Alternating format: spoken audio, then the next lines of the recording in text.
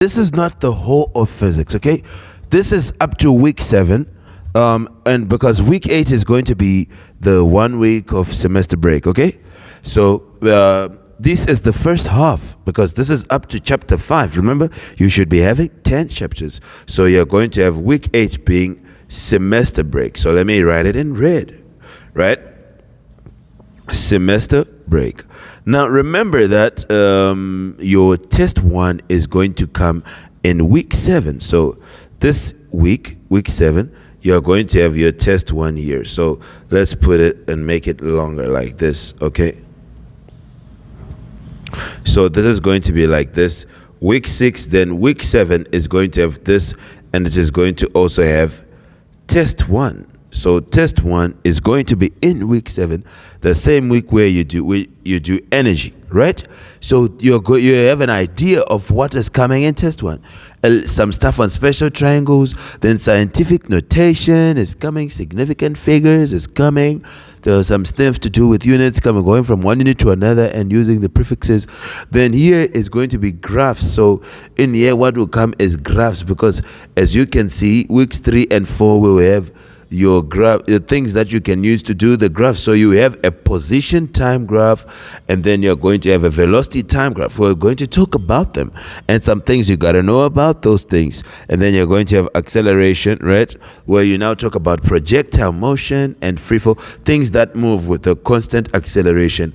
And we'll be beginning to use our Suvert equations, but remember, you're going to use them in a little bit of a different way. We used to say V is U plus AT. It's going to change a bit and whatever, and we're going to be using these equations. There are 4 of them. We're going to use them, and we're going to be doing some derivations. So in acceleration, you also do some derivations as well. So you should be able to derive after this week 5, okay?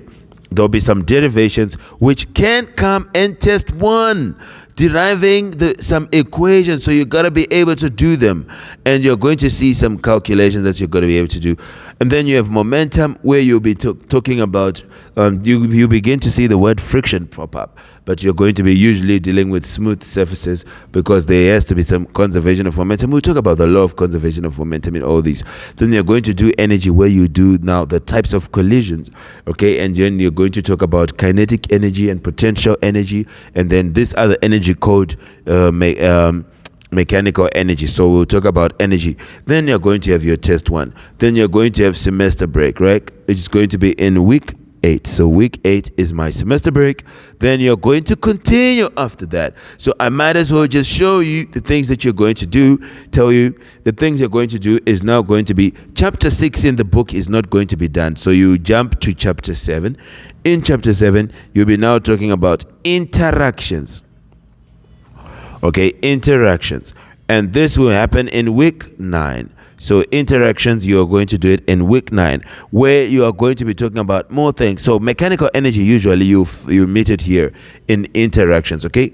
In here you talk about usually kinetic energy and potential energy when they are alone. Then you talk about obviously a little bit of it. But when you come to interactions now, you'll be talking about some collisions, more on collisions, and also talking about what is elastic collision, inelastic, and some stuff. We'll talk about them more. Then you're going to have in week 10 and week 11, you're going to start to talk more about force. So here we now have force. We'll be now doing free body diagrams, and this is going to be our chapter 8, and it's going to change a lot of things, the momentum calculations and whatever. We'll talk about it. This topic comes a lot in the exams as well. Please make sure you should know that it's a very, very loved topic in week 10 and 11. They love it a lot. They do love it a lot. Then in here you now talk about work and energy, which is going to be in week 12. Week 12 is going to now be the calculations to do with work and energy. Okay, work and energy. Then you now do the last thing, which is going to be in week 13.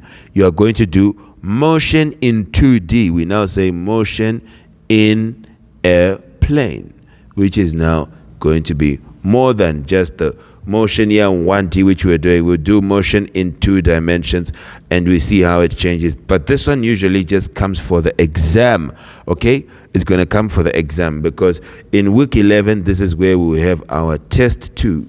So these last 2 topics are usually just going to be there for the exam. Topic number 9 and topic number 10. So this is going to be our physics, and you're going to see. So after semester break, we'll revisit this and talk more about it. The things which are going to do: interactions, force, and then working energy, and then so the things that won't come in test 1, probably maybe chapter 6 and 7, or only chapter 7, will now come in test 2. So test 2 would have chapter 7. Chapter 5, and probably if it doesn't come in test 1, then test 2 will have chapter 5, then chapter 7, and you should be able to do it. Okay, so we'll come back to it and talk about it. Then chapter 9 and chapter 10, we obviously know they'll be in test 2. I think even some chapter 8. So this is going to be your physics 101, and you can start to prepare. Now remember, you have a big chunk coming from the labs as well. These topics, these things are going to give you 15% when you write the 2 tests. Okay, good.